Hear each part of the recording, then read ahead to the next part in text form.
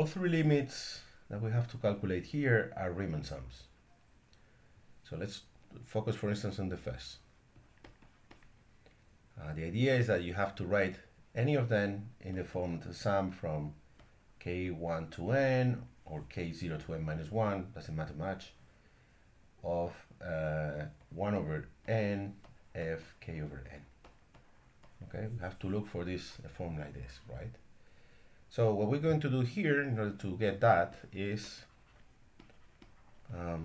to factor out n squared in the denominator. So n over n squared is 1 over n. So what we have is this, it's got k1 to n, 1 over n, and then we have 1 over 1 plus k over n squared. Okay, this is f of k over n, right? If the function f is 1 over 1 plus x squared. So the result of this limit, this is a Riemann sum. These are the points of a partition of the interval 0, 1, right? In pieces, in sub-intervals of length 1 over n.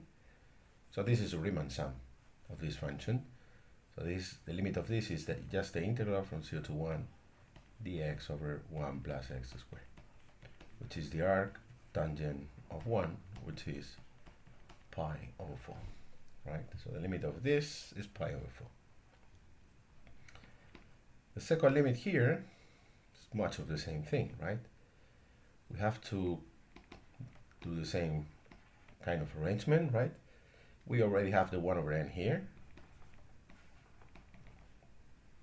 Okay, so the length of the interval is there, this length. And then we have this, but this is of course e to k, well, e to k 1 over n, like this, right?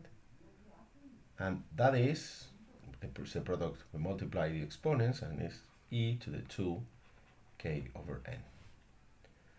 Okay, that is the function f of k over n, right? So the function f here is e2x.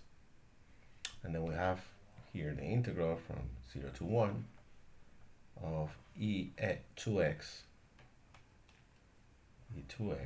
dx, which is, well, the primitive is 1/2 e2x. Okay, and we substitute at 0 at 1. 0 is 1, and the 1 is e squared, so this is e squared minus 1 over 2, right? And that's the second one. And the third one is this one here. Again, what we have to do is to factor out, goes from 0 to n minus 1. We have to factor out n squared in the denominator, right?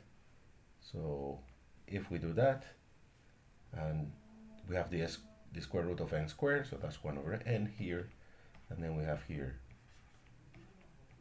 this, k over n squared, right? So this is the function f of k over n if the function is 1 over the square root of 1 minus x squared, right?